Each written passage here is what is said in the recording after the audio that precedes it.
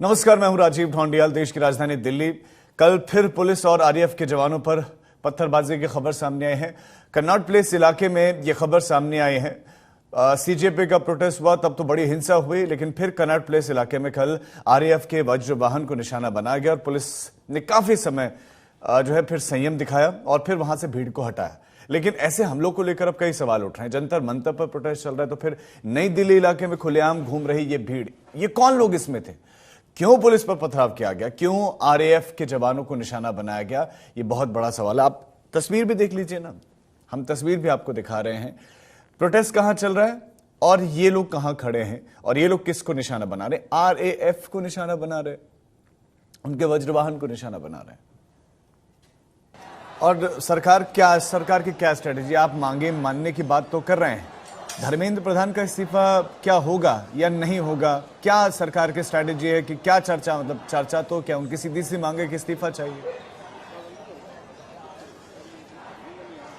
देखिए, सरकार की तरफ से जब जेपी नड्डा से जो सीजेपी का डेलीगेशन मुलाकात करने के लिए पहुंचा था, उन्होंने अपनी मांगे जो है वो रखी थी। सरकार ने उसके बाद से ही लगातार 20 जुलाई के बाद से ही सरकार ने कहा कि वो अपना जो सीजेपी का जो अपना पक्ष है वो सुनने के लिए तैयार है। बातचीत के रास्ते कहीं पर भी बंद नहीं है, बातचीत के रास्ते हमेशा जो है वो खुले रहेंगे। स्टूडेंट्स क्या है मुद्दा, तो उन मुद्दों पर चर्चा की जाएगी। लेकिन धर्मेंद्र प्रधान का इस्तीफा होगा या नहीं होगा, ये अभी देखने को लगेगा कि ये प्रोटेस्ट कितना आगे जाता है, किस रूप में आगे जाता है। क्योंकि सरकार जिस तरीके से अगर देखा जाए, सरकार सीधे तौर पर अगर धर्मेंद्र प्रधान का इस्तीफा होता है तो जिस तरीके से स्टूडेंट्स की मांग है, जिस तरीके से कांग्रेस की मांग है, कांग्रेस आने वाले दिनों में ये शो करेगी कि कांग्रेस की मांग के बाद जो है वो सरकार दबाव में आई।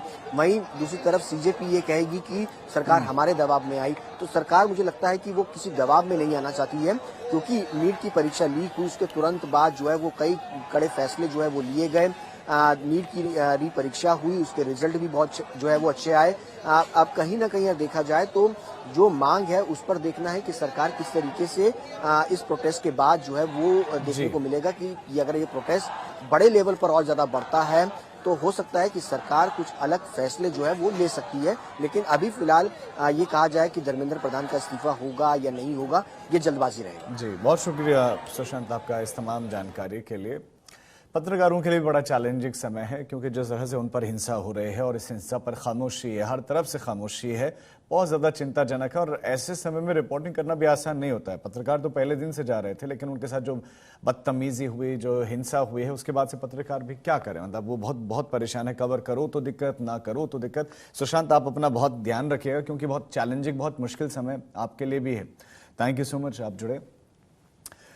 सोनम वांगचुक जो कि अस्पताल में भर्ती हैं, बीती रात केंद्रीय मंत्री जेपी नड्डा और जितेंद्र सिंह ने उनसे मुलाकात की है और माना जा रहा है कि सरकार ने वांगचुक से बातचीत की पहल शुरू की है। और आपको ये बताते हैं कि वांगचुक सीजेपी के प्रदर्शन के समर्थन में 28 जून से अनिश्चितकालीन भूख हड़ताल पर हैं। उन्हें पुलिस ने सफदरजंग अस्पताल में भर्ती कराया। बाद में दिल्ली हाईकोर्ट के आदेश पर सोनम वांगचुक को सफदरजंग हॉस्पिटल से इलाज के लिए अब आगे गुरुग्राम के मेदांता अस्पताल में भर्ती करवाया गया है।